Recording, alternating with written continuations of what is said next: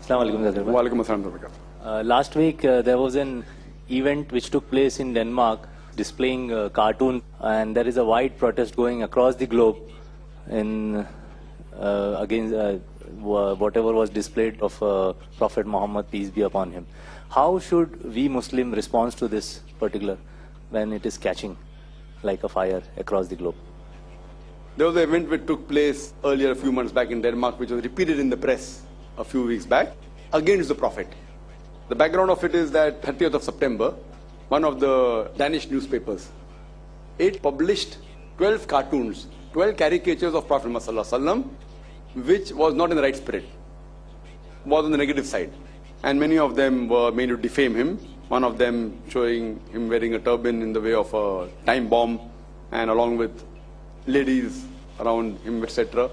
So this was published on the 30th of September. After it was published, about 3 weeks later, on the 20th of October, the ambassadors of Muslim countries in Denmark and the other Muslim religious people, they approached the Prime Minister and told him what is happening is wrong, and there should be an apology and we should take back all these things, which did not give a good positive response. After that, there were people who tried to tell them that this is wrong.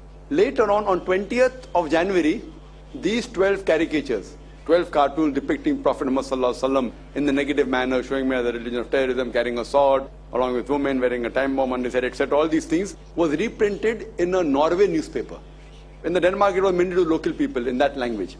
Then the whole issue took place, and there was a big hue and cry in the Muslim world. As far as the question is concerned that how should the Muslims respond to this thing, these things have taken place in the past also.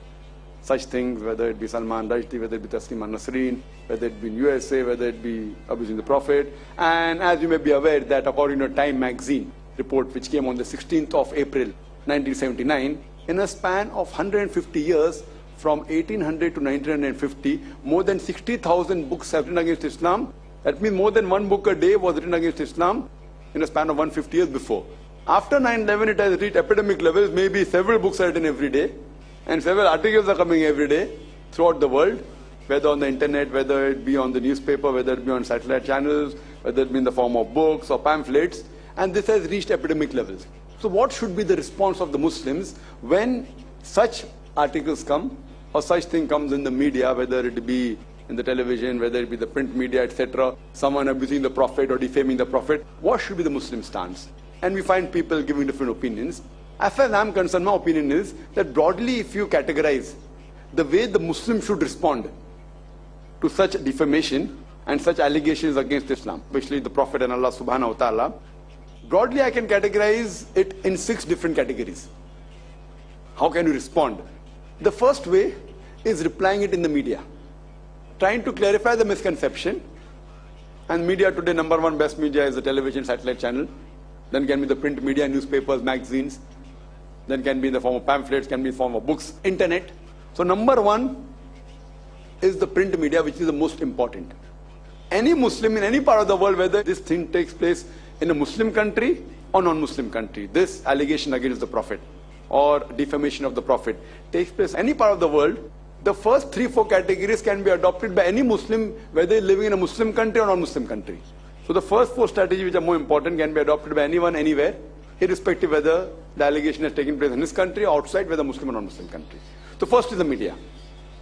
Number 2 can be a peaceful demonstration of protest, whether in a form of a congregation, whether giving a letter to the embassy of that country where this thing has taken place. If it's Denmark, then we can have a peaceful protest against what has happened, and telling the Prime Minister of Denmark that take action against that newspaper, whatever it is. It is a peaceful protest, whether the audience can be few hundred, few thousand, few 100,000, that depends. A peaceful protest. This anyone can do, any Muslim can do, any part of the world. The third type of reaction that can take place from the Muslim, which is positive, it can be a legal action. A legal action. For example, if you can legally pull the defaulters to court and sue them, that's a good way of such things not happening. For example, in USA there's an organization by the name of CAIR, C-A-I-R, which is a very good Muslim organization which picks up these issues. And just to give an example, You may be aware of the Nike company, also called as Nike, Nike, very famous company which makes sports goods, t-shirts, shoes, etc. And they had made a shoe having some Islamic inscription on it or mentioning Allah at the rear side. So you look from behind, Allah was inscribed, or it was put at the part of the shoe, which is a defamation.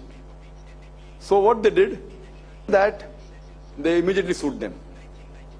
And to take the suit file, there was an outside commitment between them. That fine, they paid something $17 million, somewhat similar. I think it's $17 million.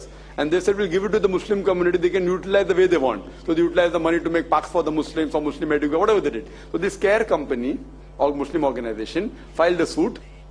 I don't think so it went into the court because they were afraid the suit would be too high. So they had outside settlement. Whatever it is, whether the court asked them to pay a compensation or outside settlement, it was somewhere close to $17 million, which is, mashallah, a very big amount. Very big amount. Maybe, more than 80 crores of rupees, imagine. Just for that one act. And they removed the shoes. Main act was, the shoes was removed. It wasn't manufactured. So legal action. So if anything happens, you can think you can go to the court of law. But in certain countries, suing doesn't, like in India, if you sue, hardly you'll come to any conclusion. The law is so that the case may run for 10 years, 20 years. So depending upon the country, in USA the laws are very strict, copyright laws are strict, suing laws are strict. So depending upon the situation. So as far as the first and second strategy can be done anywhere in the world, that is by media replying, clarifying the misconception, writing letters, printing books, what is wrong, what is the right picture of the Prophet and Islam. Number 2 is the peaceful protest. Number 3 is legal action, whatever way you can, if it's practical in that country. Even if it's not practical, at least make an effort to see if you can get the person to task.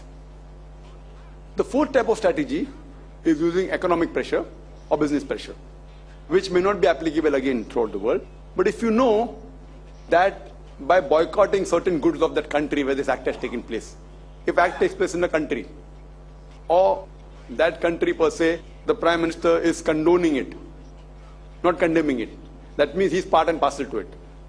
Fine? So you boycott that. Like as you know what happened in the Gulf country, many of the people, when the Gulf War took place, they boycotted all the American goods, and there was a big loss as far as to America was concerned. And this was an economic embargo or an economic boycott, which no one can object. Internally, people do it. But depending, suppose if I say here that boycott certain goods in America where the percentage of Muslim using is small, so it will be a waste of time. If it's causing an impact and damage to the economy, do it. That is the fourth strategy. The fifth can be a political action. Political action means the Muslim countries themselves, they take a stance.